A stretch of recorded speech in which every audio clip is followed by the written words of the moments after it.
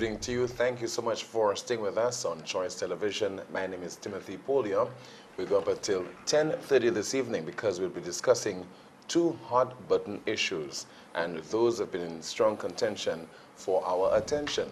And we're looking first at the events within the United Workers' Party, which resulted in former St. Lucia Prime Minister Stephenson King being replaced as the leader of the parliamentary opposition. And that will be followed by my guest, Mr. Cuthbert Didier, who is the consultant in the Ministry of Tourism. Will be focusing on that unfortunate attack which took place on a British couple on last Friday, which resulted in one man being killed and his wife being injured. Since then, we've been having some negative press throughout the international community, and of course we've been having our own reports and reaction in St. Lucia. So just later in the broadcast, my guest will be Marine Consultant in the Ministry of Tourism, Mr. Cuthbert Didier. He is preceded by the chairman of the main opposition United Workers' Party, Mr. Ezechiel Joseph. Welcome to the program. Thank you very much, Tim. What is happening within the United Workers' Party? Before you go, let me say good night to our listeners. Go ahead, go ahead. All right, and I'm happy to be here. Okay, and to be given an opportunity to at least express and to answer the questions as to the situation within the United Workers' Party. So what is the situation within the United Workers' Party? Well, as you know, Tim, the latest situation is that the elected members through the elected members was given a mandate by the National Council to make a change with regards to the leader of the opposition. Now you say it came from the National Council. Don't you think it's the other way around? Don't you think that the National Council was given a directive, was given an assignment, let us say probably by yourself, probably by the political leader of the United Workers' Party, Mr. Alan Chancellor? But how would that happen? Is not possible. No, I mean, first of all, we have to go through some background, all right, with regards to the situation. And you'd appreciate that the situation I've been playing out in the media is unfortunate, because if I have to go, and I would like to, can I move this? Just ignore this, sorry. All right. I would like to, because we have been seeing a lot of misinformation going out there. First of all, personal questioning the authority of the political leader. And one would appreciate that the political leader has a responsibility, as per the constitution of the United Workers' Party, to coordinate the activities of parliamentarians. But before I go there, Tim, when I joined the party in 2006, I met a constitution that would govern the operations of the party. And I'm sure those that are now questioning the process will engage in developing that constitution. And if you allow me, 12.3 of the Constitution, which speaks to the responsibility of the political leader. And allow me to read. The political leader shall be responsible for coordinating the efforts of representatives and prospective representatives in Parliament, and promoting the aims and objectives, principal policies, and programs of the party. That's enshrined in our Constitution. So when we are hearing that the political leader doesn't have the authority to write the leader of the opposition, that's incorrect. Because the leader of the opposition is a parliamentarian. It's unfortunate that we have a situation where the leader of the opposition and the political leader are different individuals. But let me go further to say that the political leader did not write the leader of the opposition because he wanted to.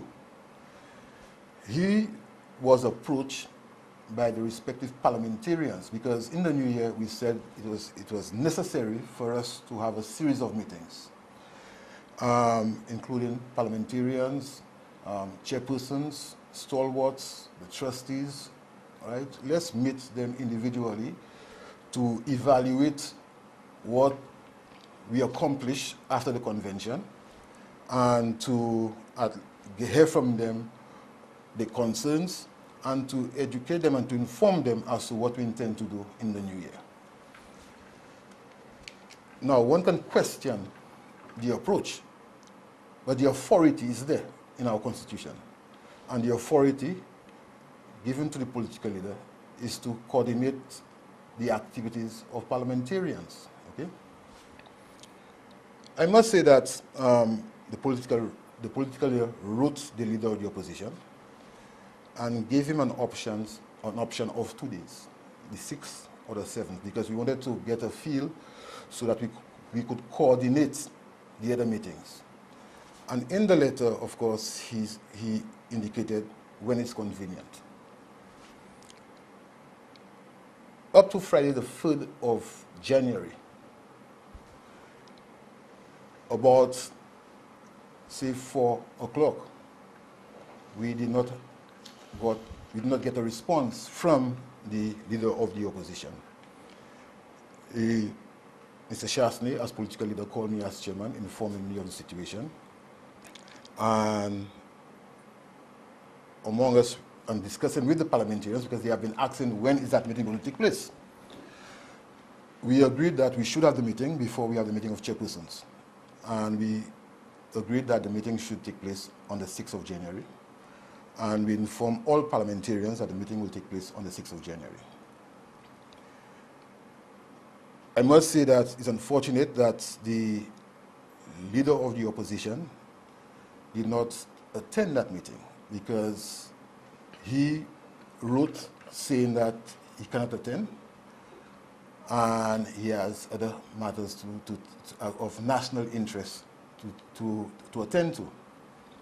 But the meeting took place, and the parliamentarians wrote the leader of the opposition, informing him that they were disappointed that he did not attend the meeting.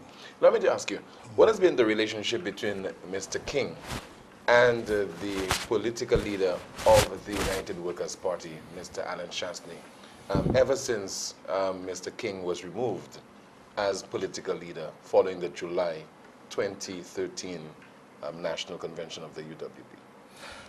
The word remove is a strong word, right? He was not removed. I mean, we went through a process. And if you could... He was elected out of the position. If you look at some background. But what is the relationship between the two men after that? Let's look at some background. In 2009, we went to a convention. Mr. King went up unopposed as political leader. In 2010, we went to a convention. He went up unopposed as political leader. Okay? Since then, we never had a convention. We had a convention in 2011. Delegates felt there was need for a change. So they elected Mr. Chasney as political leader. Based on my own observation, they had a relationship. Was it cordial after the July convention? We'll understand and appreciate that there would be disappointments. We're all human beings, all right? But based on the coordination of activities, based on the interaction between Mr. Chasney and Mr. King, I felt it was good enough, because Mr. King has invited Mr. Chasney to a number of activities. Mr. Chasney would be contacting Mr. King and informing him as to what was happening. So I think it was good enough. Was it absolutely necessary to remove Mr. King and elect Mr. Chasney as the political leader of the United Workers' Party? Politically, was it wise? Because I'm sure there would be some thinking behind this. And I hope you will not tell me that it is the prerogative of the delegates. But Tim, that's it. You know, no, but obviously it came from somewhere. There was some strategy, there were some machinations behind the scenes to have resulted in Mr. Chasney emerging as the political leader of the United Workers' Party. This could not have occurred by chance. There'd have been canvassing, campaigning. But would you say anything wrong in this? you're going for a campaign, you offer yourself as a possible candidate. You have to go out there and sell yourself and tell the delegates what you intend to do. And in the final analysis, the delegates make that determination. So it's a process that anyone will go through. Tim, if you as an individual want to challenge for the chairmanship of an organization, you have to go out there and meet the members, all right? And inform the members as to what are your plans, and they will make a determination. So it's a process. But it would appear that there were camps. Camp of supporting Mr. Stephenson King and another camp supporting Mr. Alan Chasney. So it was not a battle that took place exclusively between the two men. You had a lot of things happening behind the scenes that would have resulted in Mr. Chasney emerging as a political leader. Well, we seem to be focusing on Mr. Chasney. It's a team, because Mr. Chasney is just one individual, all right? The team was presented, which of course Mr. Chasney was part of that team. But shouldn't have been a team? Shouldn't have been individuals acting on their own accord, vying for the respective positions in the United Workers' Party, such as the deputy political leader position, then you have the political leader and the chairman, etc. Well, everybody have the strategy, all right? My strategy might not be your strategy, right? I feel if I... But such a strategy isn't divisive, you think? No, I don't think so. The delegates will make a determination whether they are satisfied with it or not. But after this, you have two camps. You have the losing camp and the winning camp. And it will be very difficult to get the winning camp to meld into the outcome in terms of the results, to work with those who have won the contest. Isn't that what is happening right now? No, but let's look at some history. In 2005, there were two camps, the Sir John camp and the Von Rys camp. Honorable Stephenson King was on the Von Rys camp. Sir John won. The party came together. Dr. Von Rys left. Well, he left, yeah, but the party came together. Can Mr. Stephenson King Mr. Stephenson King was embraced by Sir John. Isn't there a chance that Mr. King can decide to jump ship? Well, that's his prerogative. As a party, we would not like to see that happen. He has given us a commitment that he would work with the party despite the results, because I, as chairman who chaired that proceedings, the process on Sunday, I asked every individual, and I'm referring to the political leader, the leader of opposition, and all elected parliamentarians, before we went for the process of voting, to give a commitment that they would abide by the decision of the delegates. And everybody, including Honorable Stephenson King, agreed to abide by the decision of the delegates. Those are politicians. Why do you say so? Why do you say so? Why do you say they're politicians? They have the right to change their mind. All of us have a right to change their mind. Politicians. Not only politicians have the right to change their mind. All of us have a right to change our mind. Politicians are noted for doing that. Politicians are noted for doing that. What gives you the impression that Mr. King will decide, irrespective of what has happened, to remain within the United Workers' Party? I can predict what's going to happen tomorrow. If I could have done that, I would be in a legal room making money. I'm not a fortune teller. He gave a commitment to the delegates at the National Council meeting, and we expected him to hold true to that commitment. Isn't the United Workers' Party right now engaging in some kind of a game of unforced errors and also shooting itself in the foot because of this internecine warfare that is taking place right now? You see, one would appreciate, Tim, that changes are not easy to embrace. Okay? And going back a bit, I remembered that when, unfortunately, that Sir John passed, we put the United Workers' Party constitution on the side, and we, as elected members, gave support to Honorable Stephenson King to become the Prime Minister. All right? And the position could have gone to Mr. Motut. No, not only Mr. Motut. We had two delegates. Two deputies. Dr. Keith Mondesi. Yeah, two deputies, right?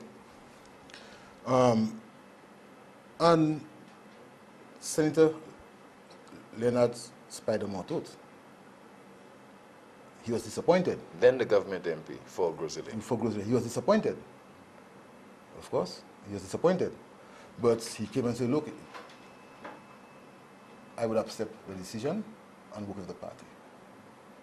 Isn't that showing maturity? So it's not the first time this has happened. And the problem is that whenever you go contrary to your constitution, you end up in problems. So in hindsight, you think it was a mistake then? Yeah, he spoke to me about it. No, in hindsight, you think it was a mistake to have supported Mr. King ahead of Mr. Leonard Mortot and Mr. Keith Monizzi to assume the position of Prime Minister of St. Lucia after the death of Sir John Compton? Well, if you're looking at the whole aspect of the constitution, yes, right? But at the time, we felt that Mr. King was the individual that we had confidence in with regards to his experience, being around, and the majority of elected members felt that we should give him support. But with all the experience and the fact that you decided to do away with the constitution then, why not do the same thing now? Because you're replacing Mr. Stephenson King with somebody who does not have half his experience in Dr. Gail Rigobert. Politically, yes, we agree with that. I mean, solutions would agree with that. That when you compare Honorable Stephenson King with Dr. Gail Rigobert, he has more experience than Dr. Gail Rigobert, and we're not going to question that. But since convention, we said that we are going to go for a restructuring, and we're going to adhere to our constitution. But the restructuring does not really necessitate or make it mandatory that you replace the leader of the opposition, does it? Or is it a case where then what comes into play again is the talk of the camps? Mr. King is not a member of the camp, which includes yourself, Mr. Leonard Mortot, there's no camp. Dr. Gail Rigobert, and Mr. Alan Chastain. We are all UWP's team. But that's not a person. And like I said earlier, and do not overlook this. Like I said earlier, I got a commitment from every individual, and I want to repeat, both the leader of the opposition, the political leader, and elected parliamentarians, that they would adhere to the wishes of the delegates. So he gave a commitment. Was it all destined that Mr. King would be replaced as the leader of the opposition after the convention of last year? Was it always on the cards? No, it was not always on the cards. But it appears so. No, it was not always on the cards. It appears, it appears that the Alan Chastain camp was biding its time. Why you seems to be looking at the Alan Chastain camp? It's not Alan Chastain camp. It's an executive elected by delegates, and the majority of delegates voted for the respective individuals on the executive. It's not Alan Chastain camp. Alan Chastain, but every member... Alan Chastain is a political leader. Yeah, but every member of that executive would have been part of Team Chastain. Not every member. You were not? Yes, I was. Dr. Gail Rigobert? Yeah. You have Mr. Leonard Mortot? In fact, Dr. Gail Rigobert and Mr. Leonard Mortot were nominated unopposed. But when they part of Team Chastain? There's no Team Chastain. We were pushing, as individuals, we were pushing the restructuring, we were pushing strong leadership, we were pushing policies and programs that would make the party of choice whenever the next general election comes around. That's what we were pushing. But is it still a party of choice now, with all the division that's taking place? Well, as of tonight, is it? In going through an exercise team with regards to restructuring, there will be individuals that will not be happy. It's a matter of giving them time to understand that, look, we are doing things in accordance with the Constitution. We are doing things that would create a level of participation. I can tell you now that our executive meetings, the majority of members are coming. We have quorums at our executive meetings, which shows the interest in the party. We went to a national council meeting. Only 2 delegates were missing. So we have full participation in what we are doing. We call meetings of chairpersons, all right? We have full participation. So during the process, people will feel a bit down, people not feel comfortable, but we have to stick to what we are doing. But in time, you think that Mr. Stephenson King will return to the fold? Likewise, Mr. Richard Frederick. Is Mr. King out? Is Mr. Frederick in? I met with Mr. Frederick since I became chairman, all right? And he told me he's still a member of the party. And as far as the party is concerned, he's still a member of the party. But you want participation? Huh? Is he attending the various meetings?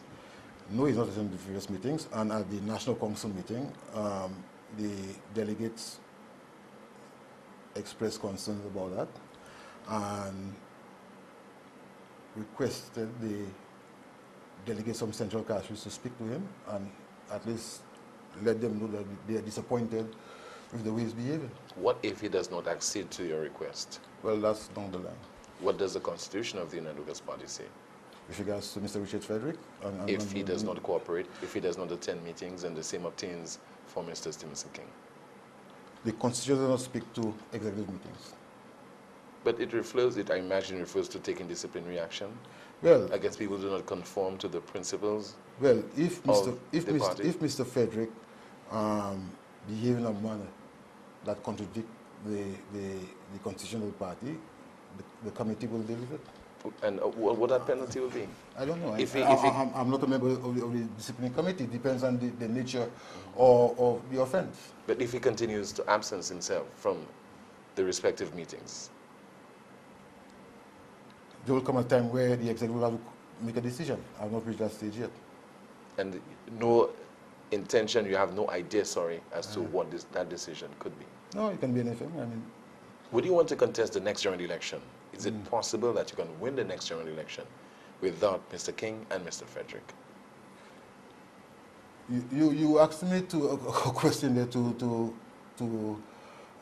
make a determination on the minds of our St. Lucian, the population, all right? Like I said earlier, we would like everybody to be on board.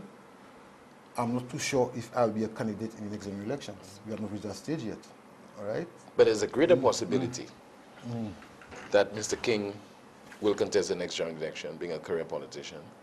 There is a greater possibility that Mr. Frederick will contest the next general election. We have not reached that stage yet with regards to candidates. But if general elections are called tomorrow, would you want to go into such a pool without Mr. Frederick and Mr. King? I'm not the one making that determination. It's the executive who make that determination. We'll sit down and discuss it, speak with Mr. Frederick, speak with Mr. King, and then we'll arrive at a conclusion. But as chairman of the party, you have a great say in the slate of candidates. No, I'm not the one who has a great say in the slate of candidates. But you have the political leaders. So, okay, so you tell me... And the respective constituencies. So you tell me you do not want to air your personal opinion on this particular issue? Because that's what I'm requesting, your personal opinion. I can't air my personal opinion on this issue because I have not given it due consideration, and I'm telling you it goes through a process. Okay. Any fear that Dr. Gail Rigobert, very soon scheduled to be officially declared the leader of the parliamentary opposition in St. Lucia, could be seen as a puppet of the United Workers' Party top brass? Because speculation is that the top brass really could not manipulate Mr. Stephenson King, and maybe that's why the decision was taken to remove him as leader of the parliamentary opposition. Isn't that fair for somebody to assume, somebody who's not an insider, somebody who's not operating from the bosom of the United Workers' Party? But how would somebody arrive at that? When we just said that we are fulfilling the requirements of the Constitution, and she's the only deputy political leader that's elected. So how would somebody arrive at that? But you know the St. Lucian public. Well, you understand how people will perceive things. Why would one see Dr. Gail Rigobert as a puppet? I mean, that's unfair. And that's an unfair statement, an unfair question. I mean, she got elected, unopposed by the delegates, which means the delegates had a lot of confidence in her. Right? I did not get that privilege. I had to go through a contest. Okay? That demonstrates a level of confidence in Dr. Gail Rigobert. And what level of confidence do you have in her? A lot. I have a lot of high regards for her. I've worked with her since the last general elections. I think she's a very focused individual, very committed, and can bring a lot to the table. Because one of the criticisms I think leveled at Mr. King was that he was not fulfilling some of the initiatives and carrying out some of the policies and tackling some of the issues that are of great concern to the United Workers' Party. That would be the Grindberg matter, among other issues. Well, Tim, let me say that I will not come here to openly engage in a discussion with strengths and weaknesses of Honorable Stephenson King. Okay? That was done on Sunday, where the delegates had an opportunity when the case or the situation was put to them, express their concerns. Honorable Stephenson King had an opportunity to explain the situation, and the delegates decided that there was a need for a change. Right? I think we all have our strengths, and we all have our limitations. Does a possibility exist down the road, because that's what we heard from Mr. Guy Joseph yesterday when he called New Spin, that a possibility does exist that Mr. King can emerge as the political leader to lead the UWP into the next general election, constitutionally due in 2016? There's always a possibility. Mr. Alan Shastney, when he went around speaking to the respective delegates, never said that he wants to go into elections as political leader. He says he wants an opportunity to restructure the party. Okay? And that's what we're focusing on. We have a convention this year, and anybody, you, team, if you join the party, can contest for political leader. And if the delegates decide that they want you as a political leader, then so be it. So as long as Mr. King is still interested, he has an opportunity to go back to the delegates come August this year, where we are going to have our convention to offer himself again. And who say that the delegates might not decide to re-elect him as political leader? You're watching Hot Button Issue. Please stay with the broadcast. When we come back in just a moment, I'll be taking your calls, and my guest this evening is the chairman of the main opposition, UWP, Mr. Ezechiel Joseph.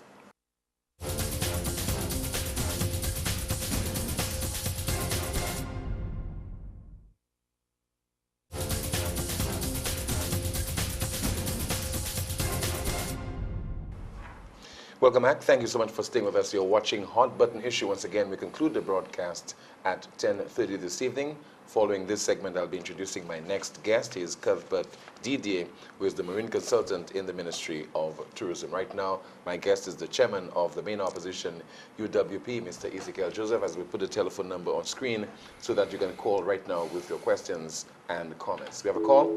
Okay, we lost that call. Any fears that the ruling St. Lucia Labour Party is now capitalizing on this particular fallout, sir? Pull that point, we have a call. Good evening, Hot Button Issue, you on the air? Hello? Good evening, this is Hot Button Issue. Go ahead, please. Yeah, pleasant good evening, team. Good evening to you, sir. My question to, good evening, Mr. Ezechiel Joseph. Yeah, good evening to you. I'm particularly concerned about the process as a young person in regards to the selection in which you guys actually prepared yourself for the convention that happened a couple months ago. Particularly because it seems to me that even before the convention, there was already a shift. There was a Stephenson King camp and Alan Shastney camp. It is clear that the majority of the parliamentarians, the elected parliamentarians, shifted their support to Mr. Shastney opposed to Mr. King. So that could have been because of that in itself, that I am saying that you guys may or could have already facilitated the people, the delegate that was actually going into the convention to support Mr. Chasney opposed to Mr. King. So in my mind, I'm saying there was no transparency. I find that, you know, given it under different circumstances, perhaps I could have think different to myself as a young person. I want to hear from you, sir. What's your take? Thank you so much. What's this? Well, thank you very much for caller for the call and expressing your concerns. It's unfortunately that you have hung up, but I would ask you in 2005 when Sir John and Dr. Von Wyss went for the process, what would you describe it as? Is a process enshrined in our constitution? It's a democratic process.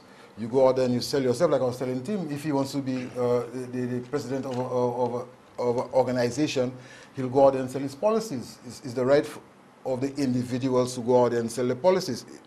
Then if you can convince the delegates, then the delegates will so decide. Likewise, general elections.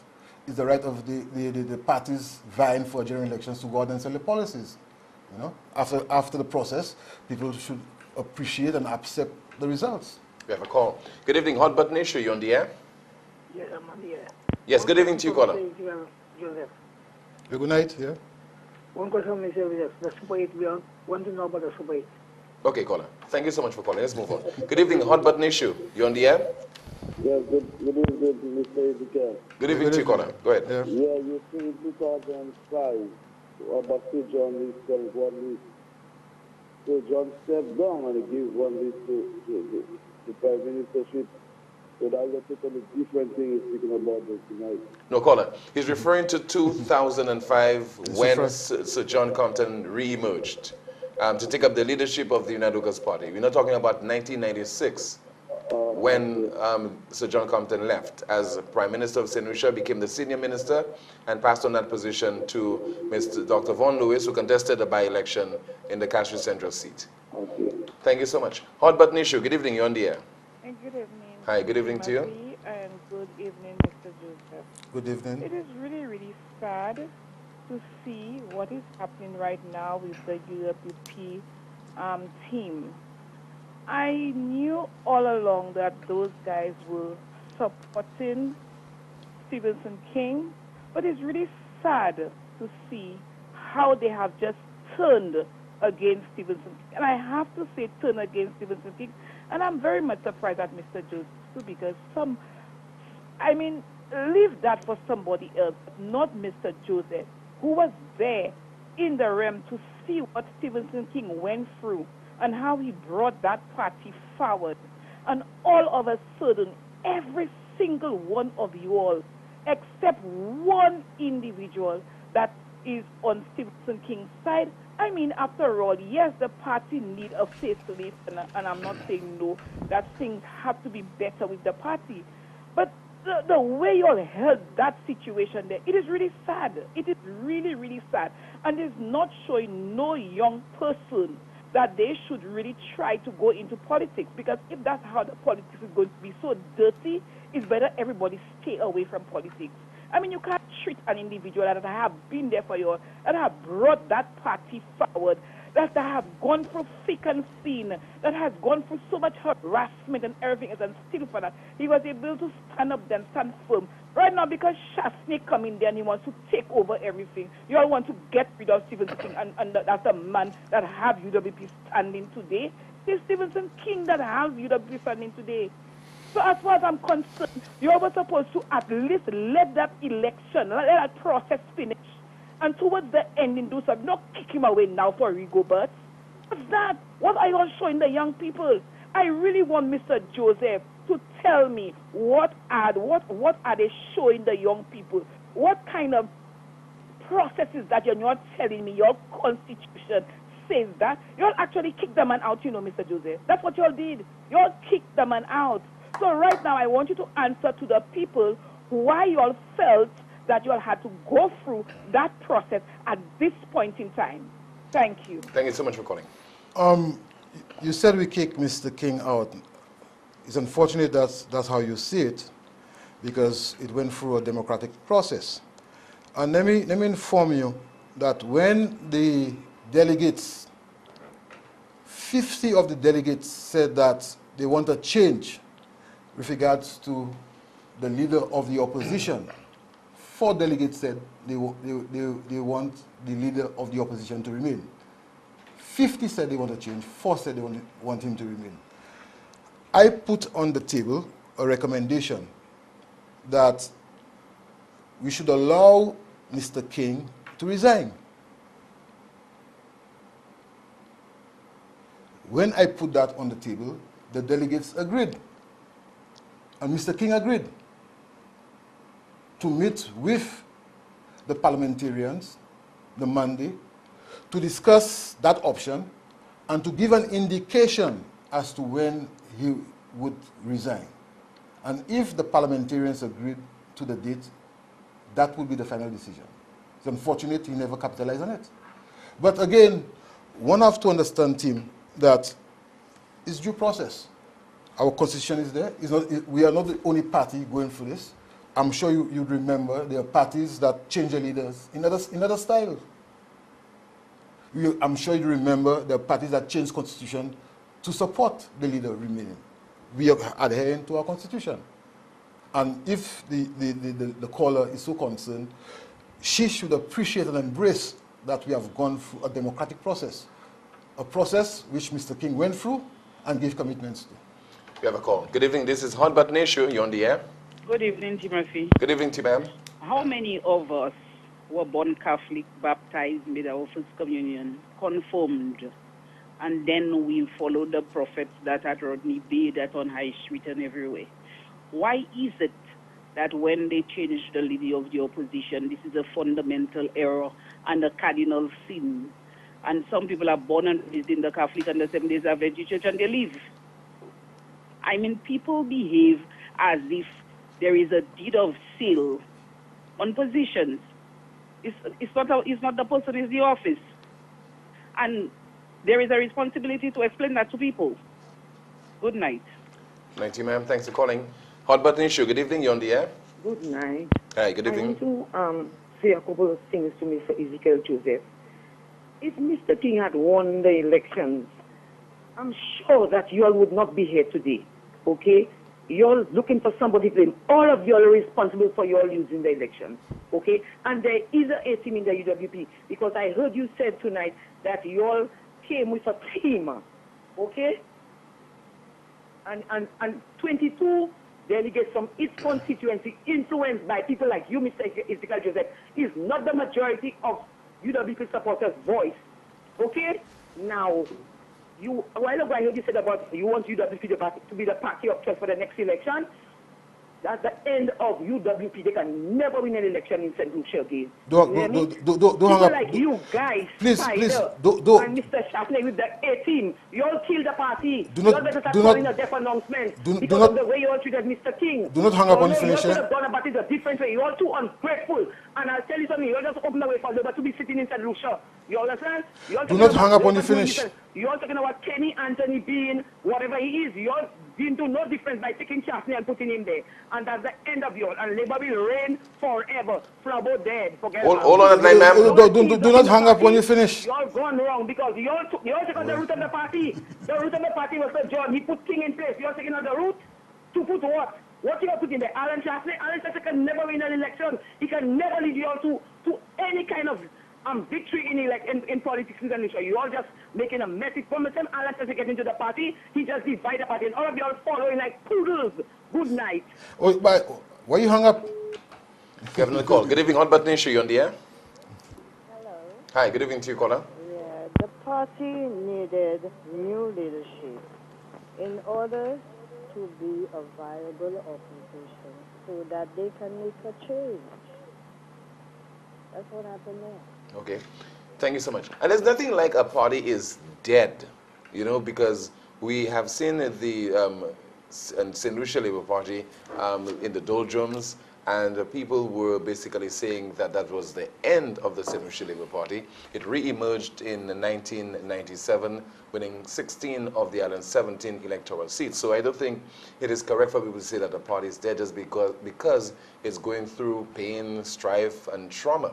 So the same obtains for the United Workers' Party. It can emerge, and that is part of a process that we have to get used to, whether it's the Senatorial Labour Party, whether it is the United Workers' Party, whether it is the NDM, or any political party in St. Lucia, indeed around the world. In Jamaica, the JLP going through its own internal problems right now, and it can emerge somewhere down the road and win the next general election. And the same obtains for the SLP if whenever or if ever it has any internal strife or discord. Tim, I want to make a point there, because people seem to be under the impression that Mr. Alan Shastley is going to lead the party into general elections. Like you said earlier, general elections is constitutionally due in 2016. But the Prime Minister can decide to call it anytime. Anytime. Right. Okay? Within that time, we have at least 3 conventions. Mr. King can re-emerge as political leader. We're not saying here today that Mr. Alan Shastley is the one that's going to lead us into a general elections. We are saying that based on what we are doing, he's the one given leadership with regards to restructuring the party. Now, persons are calling and saying that we dumped Mr. King. The same process was used, like I said earlier, in 2009, 2010, which he benefited from. We went through it. So if now the process that you're part and parcel of, and the structure and the constitution that you were part and parcel of in developing is not giving the favor, it should be embraced. We should embrace it. That's the structure that we have in our party, where delegates, 20 delegates, make that determination as to the composition of the executive and the political leader. The country then will decide if they want that individual as prime minister. So if you make the wrong choice, we pay for it. We have a call. Good evening, hot button issue. Yes, give thanks. Good evening to you, caller. Well, any party that's in power in any country should be reflecting the will of the people. So unless the media, especially Choice, is manipulating what they're bringing out on the news, I see the majority of the public supporting Mr. King when they were asking who would be a better leader of the party between Stephenson King and Alan Shastley. Recently again...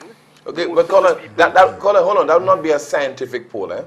No, listen. That's what I'm telling you, unless the media is manipulating it, because you know you could get 30 interviews, 20 could say for one side, but they could play the 10. That's why I said if the media is not manipulating it. But I'm still telling you it's not a scientific poll. Exactly, but I could still say what I'm saying according to what we saw on television. We don't need a scientific poll for me to be saying what I'm saying. You said, hold on, excuse me, you said the media said what? I'm saying the majority of the people they interviewed, even in the time of before you all had the convention to choose a leader of the party, that the majority of the people I saw on television, it was Choice News, when they were asking who would be a better leader, the majority of the people said Mr. King. Recently, but the delegates did not say so. No, on 2 occasions. I'm making a point. So let me make my point, and then you will speak. Yeah. Okay. So then, when they did it again recently about him being the opposition leader, people said in Parliament, most people said it was him. Okay, we're done with that point. Now, exactly what somebody said. It seems that you're blaming Mr. King for losing the last election, because from what I saw, when SNP came into power, what they promised the people and what they delivered, I mean, if UWP sat back how they were, I would think that they would have got into power by the next election. That's my opinion.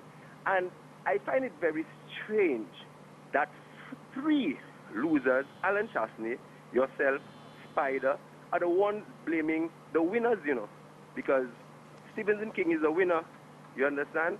The Central Castries MP, Mr. Frederick, is a winner. So I think because of what I'm seeing is because of the bitterness from your losing, you're blaming Mr. King, because I'm seeing it as the bourgeoisie restructuring the party right now, because I do not see Alan Chasney as a man representing poor people's interests in this country. That's hard for me to see. You understand? So what I'm seeing is a coup. That's what I'm seeing, okay? It's a coup by y'all to overthrow a man that seems to be very popular with the public and public opinion. That's who the people seem to like. I don't involve in politics. I do not vote, just to make you know. Okay. Okay? All right. Thank you so much. We'll take 2 more calls because in just a moment my guest will be coming on, Mr. Cuthbert Didier, Marine Consultant in the Ministry of Tourism. Good evening. You're on the air. Good evening. Hi. Good evening to you. Quick comment, sir? Yeah, I'm just asking Mr. Joseph one question. Right. I'm a Truth and Lotion, right? I'm listening to that program all the way in St. Vincent. Okay. Right? Do they had any kind of town hall meeting before they throw out Mr. King? We had a national council meeting as a requirement in our constitution. Well, in my opinion, I think you gave him a very raw deal. But how would you say so? Because the delegates, Mr. King had an opportunity to explain to the delegates his position. The delegates expressed their views with regards to the situation, and they made a determination. How would you say we gave him a raw deal? Well, as the last caller said a while ago, I cannot see Alan Chasney representing poor people in St. Lucia. But have we reached that stage? No, that's how I see it. And have we reached that stage where I support the call 100%. No, I have no problems with that, but I'm asking you, have we reached the stage where St. Lucians would determine whether Mr. Alan Chasney would be a good Prime Minister? Well, we got no in the next election. Well, as a couple of the callers said before, I mean, right now you're killing the party, because I would like to know from you how the mood is in the party right now. You know? Very strong.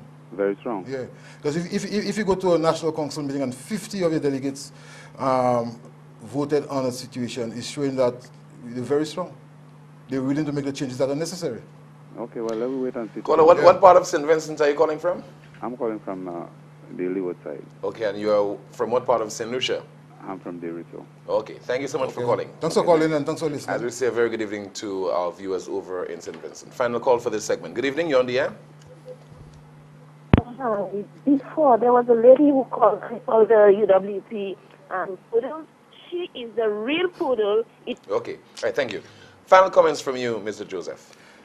Tim, it's unfortunate that we find ourselves in the situation that we're in right now, because it was a situation that can be dealt with internally. All right?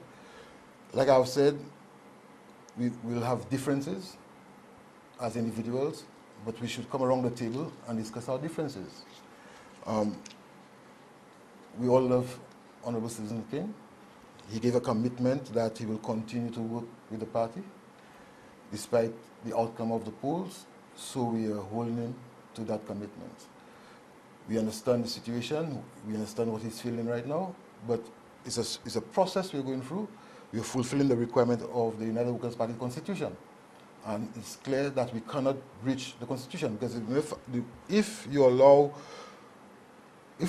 allow ourselves to breach the Constitution for one individual, then we're in trouble. All right? We have done it in the past, and we see where we have reached. So, as chairman, I will tell you that as much as possible, we will continue the restructuring of the party, and I can say that the party is strong. It's unfortunate we're going through this situation right now, but we all will learn from the experience. Chairman of the United Workers' Party, Mr. Ezechiel Joseph, thank you so much for being my guest on this evening's Hot Button issue.